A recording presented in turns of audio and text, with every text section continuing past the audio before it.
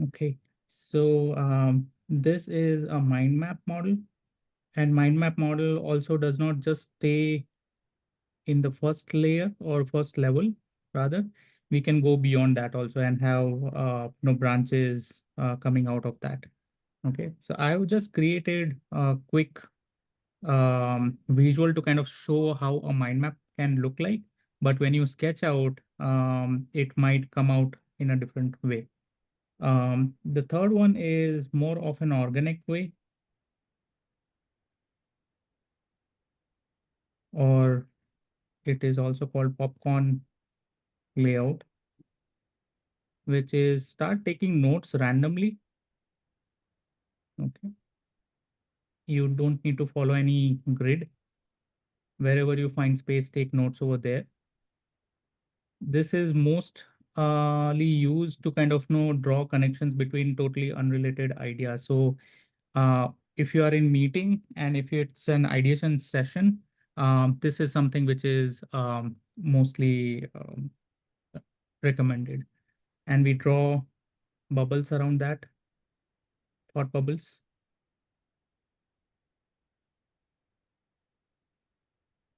And draw connections between different ideas, maybe if you want to. So that's most common layouts that are used. Kanupriya, Jatin, you want to share anything? Anything that you have tried? So there is a roadmap one. I think we can also show that. Okay, Yeah, product roadmap or story roadmap that we have where sure. we start. Yeah. Cool. Okay, so that's where the visual frameworks comes into play. And visual frameworks are nothing but layouts only, but they have a set purpose or an objective, right? Which is to kind of communicate something around the sketch note just by looking at it for the first time itself. So starting with the journey map that Jatin talked about.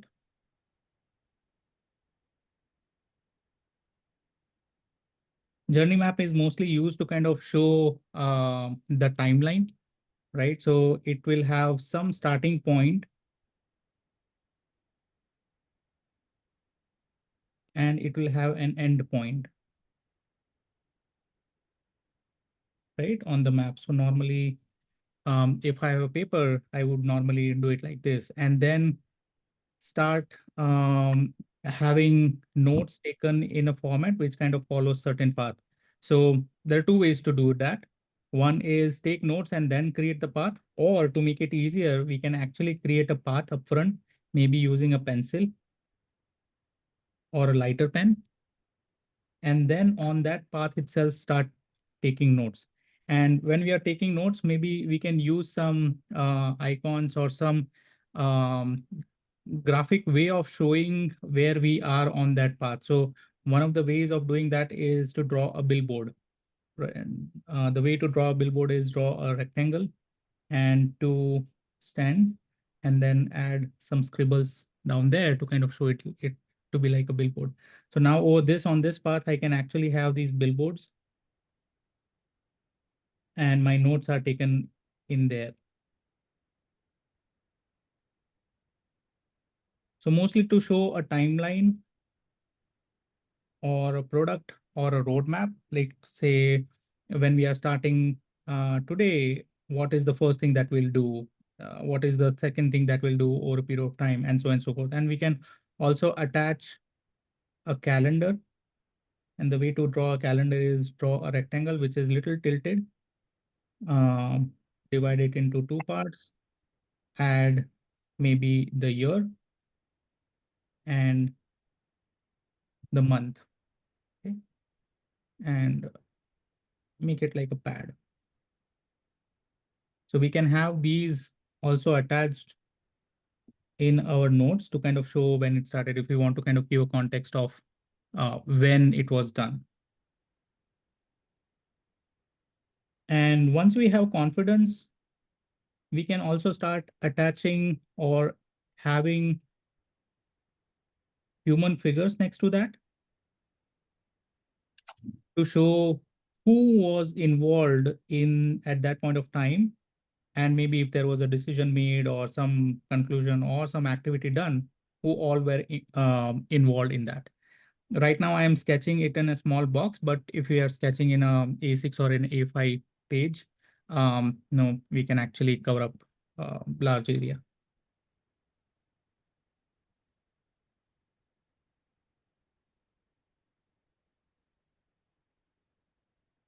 like that. And there we have the end. And if you want to kind of show some kind of celebration, we add small scribbles like this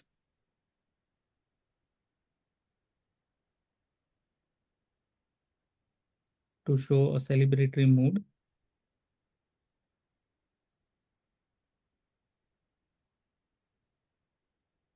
Right? So this is a journey map. Okay, we can also simplify that into a timeline view wherein we have these arrows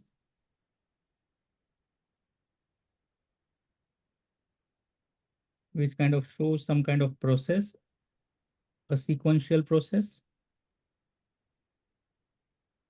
And if there is anything that has to kind of take a detour or go beyond that process, we can actually create a detour or an offset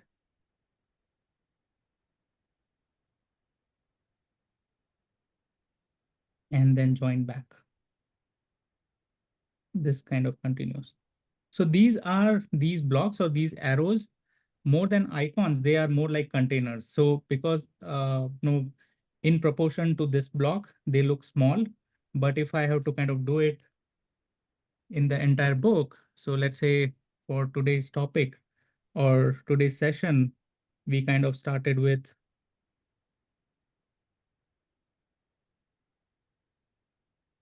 warm up exercise.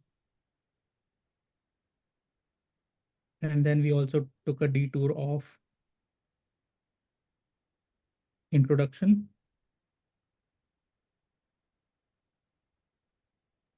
Okay, maybe some chit chat.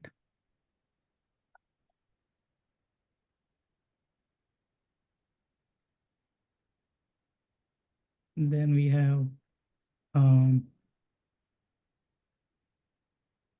Sketchnote layouts and using visual framework. And all the notes that I took, say, grid layout, then hub and spoke, popcorn, or organic. And for visual framework, we started with journey map, and there can be others. And we kind of will end with live sketch note.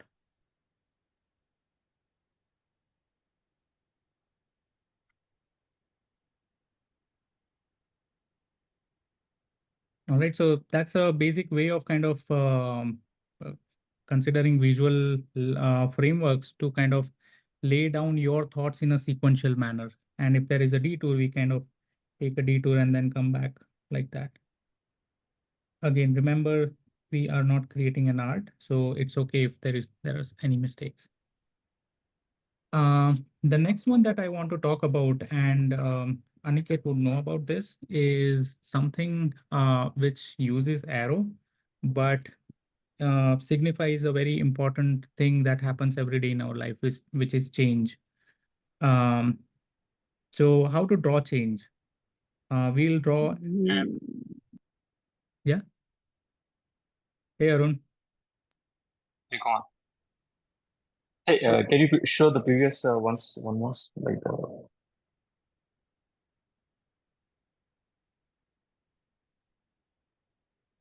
Okay, thanks. And sorry, the thought bubble before that. I missed kind of on that Sure. one. So this is being recorded. I'll share once it is done. Yeah. All right. So we have an arrow to kind of show that it is going in a straight line. Everything is happening. Everything is going fine. There is no issue because there are straight lines, no hiccups. But life is not like that. So what we do is when we want to show that there are some hiccups, there are ups and downs in life, we literally draw ups and downs in life like that, right? And we maybe end with an up or with a down, right? So that's one line. Um, to communicate it in a 3D or to make it more dynamic, we do we draw a reverse. We draw a line in a reverse manner. So where there is up, we kind of start below that, and then we go up, then down, and then up, right?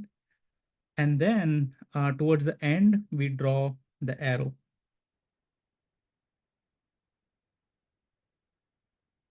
So these are the point where there is a turn which happened, right? So I can make it 3D by picking one of the lines and making it bolder. So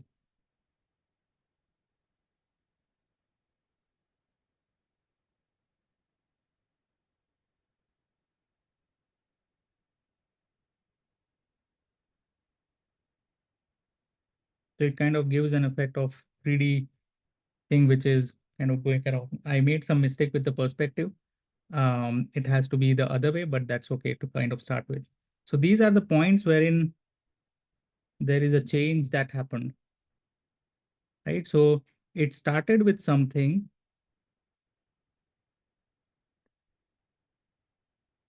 right? When it started, so let's say it is 2024 June, right? And I want to kind of finish it at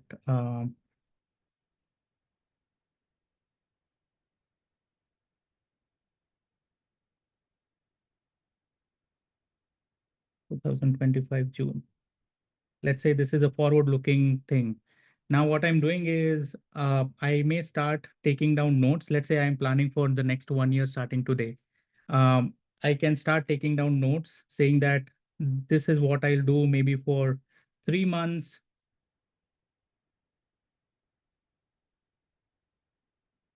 And a possible risk that might come on the way, and another risk. I'm using risk as a placeholder, but we can actually be very contextual and very specific to the risk that we foresee, and yet more risk. It can be risk or it can be turning point also, which is that I got an idea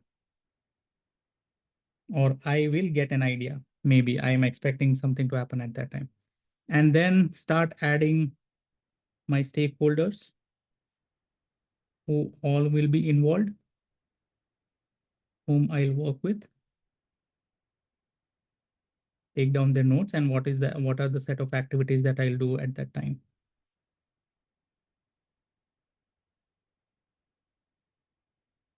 So this kind of tells me about the time duration,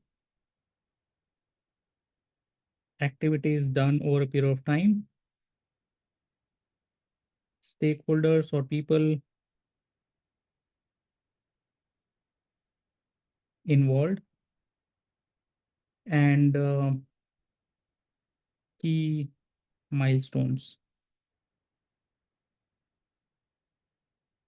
right? So this is a different representation of a timeline view, which kind of considers all these things. All right, so I'll take a pause. Any question, anything you want to kind of reflect upon?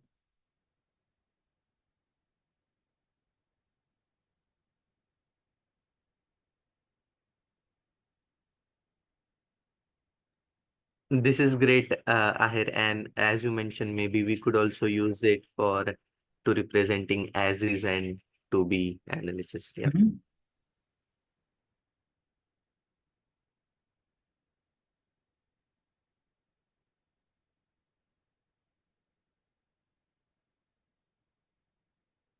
Yeah, can also be used to kind of show what happened in past. So this is where I am right now as a way of reflection, or if you're kind of writing a journal.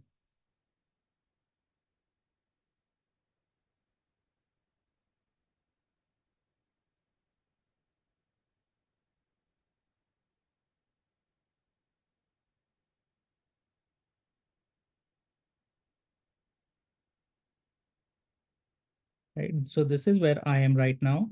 This is my past. So I can actually list down all my learning so far.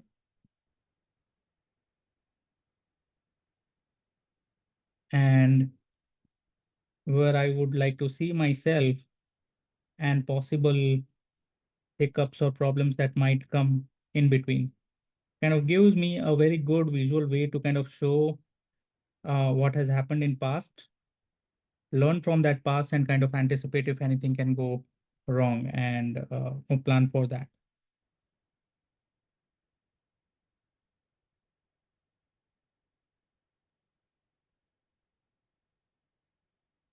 Okay, and all the notes taken in these blocks.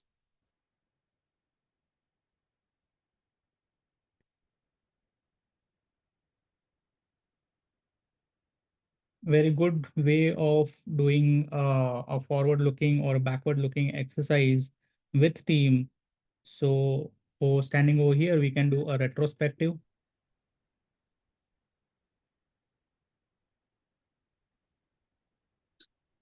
And this is like roadmap or future planning.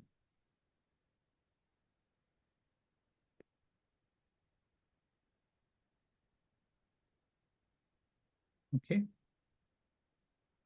So now I want to ask you, what are the different situations or scenarios that you encounter or that you come across during your day-to-day life and work and would want to visualize? Let's kind of try to do some brainstorm to come up with a visual framework of our own.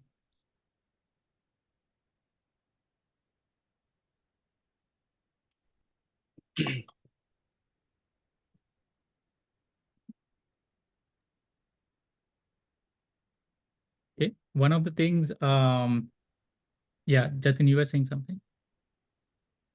Now, add in something about it later, but Okay. please go ahead. All right. So one of the things is like the problems that we face. Okay. And the way to do that is, this is where I am.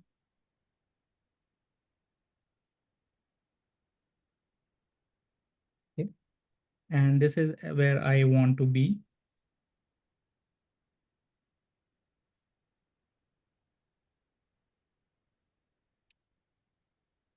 Right. And then there is a river or valley or whatever it can be. Right. I have to cross that. So I can start representing what are the problems that I may face. So this is a shark. I can actually show a shark and kind of say that this is problem number one, right? And there can be an alligator,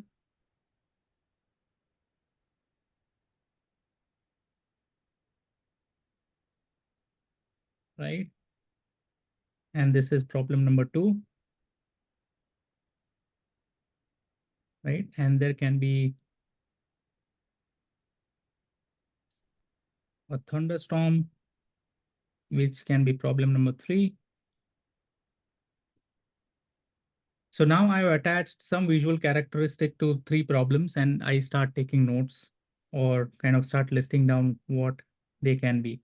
Right now, to handle each one of them, I now start preparing with what will I handle these problems with. Let's say the way to handle with thunderstorm or things like that, it may be I put on a raincoat,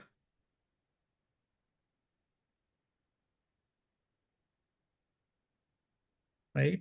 Maybe for shark, I can think innovatively and kind of have food for shark, or take a speedboat, right? So this is my solution to the problem.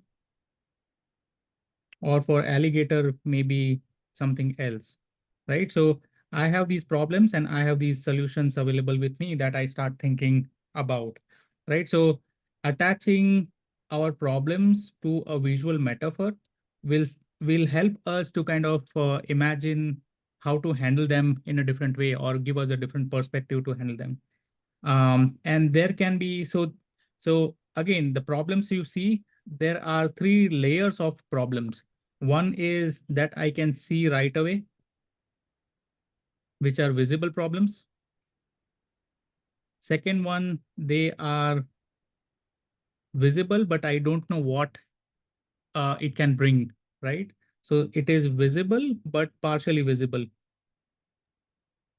So I know of them, but I don't know the impact of that. And then third one is I'm anticipating that there will be certain problems which are invisible and may come up, may or may not come up, right? So I'm just planning for them.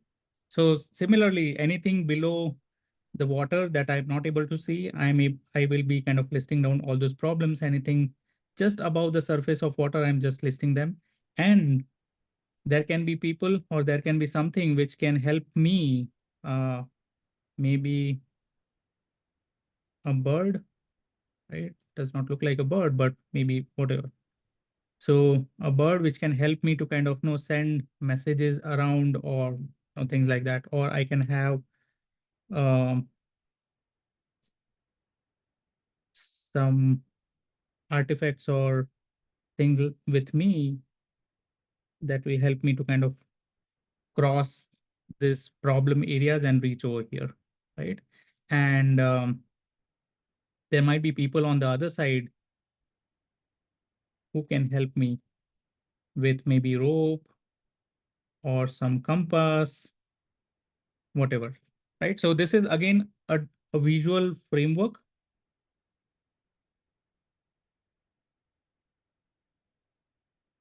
that I can use to think or capture a story.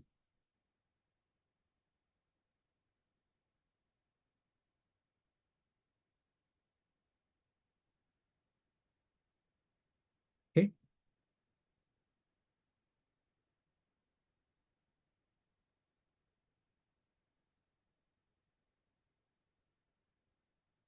So Hey, yeah, Kunal, just want to add one thing.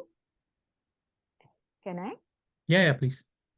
Yeah, so for this problem thing, I also use the state, basically the state of water, I mean liquid, solid, and gas. Mm-hmm. So when it is very visible, we use the symbol of solid, Okay. and liquid and gas, which is hidden. And we use the same three things for the assessing myself, basically. Mm-hmm. What people see in me, uh, what I see, what people don't see, and what is hidden from me, like personality assessment we do. So that also we do with this. And we use the fire as a sign, or the freezing as a sign for people, Mm. which is on the similar lines, basically. Yep. And we can actually make use of all the daily objects or whatever that we come across, right? So stair is one very important metaphor to kind of show, if we show somebody standing at the foot of the staircase, or somebody who is standing at the top of the staircase, and where they are looking, are they looking up or they are looking down, and then kind of show the perspective of either the progress or kind of coming down or helping somebody, right? So this visual framework is more of a reflective. But if we are kind of doing a sketch note, maybe a live sketch note, or taking down summaries, there also we can use it to kind of show how we are looking at things. But at least for visual summaries, one of the things that I found to be helpful is, and I'm yet to kind of make use of this, is to draw a person's face and a side profile. So to do that, we draw an inverted U, right? Add a little notch inside and then do it like that. And then we can either make layers and start capturing our notes in there, or it can be thought bubbles.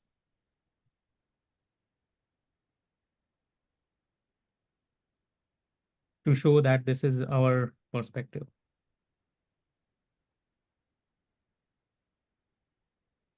All right, so that's mostly about visual frameworks. There are a lot to be discussed, but for today's session, I think this is what I want to kind of talk about. Anything you want to kind of ask, share, reflect on? So the diagram which you have shown, which you have drawn here, so I use it with my son for planning. So what I do is let us say we plan every day differently, every week differently. So this week I drew a river, and next to the river was a mountain, and I put the post-it notes and the dates on the river, and son is swimming, and he has to put those boxes on the mountain. So he will take the post-its, whatever work he has completed, and he'll put it on mountain for each day. Okay.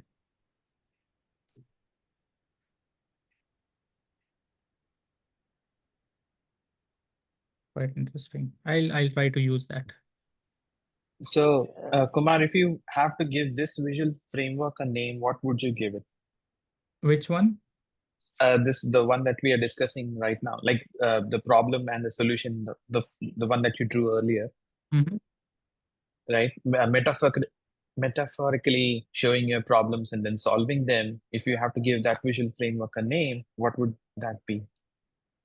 Okay, I don't have a name right now, but if I have to think, it might be crossing the valley, crossing the river. All right. Or we can say problem landscape also, because Oh, nice. I love that one.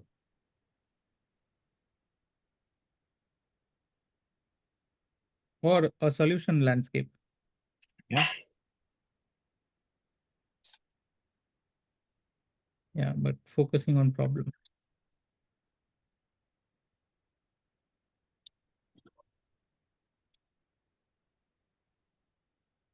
Okay. So I also have something to share, but if you can stop recording, that would be great.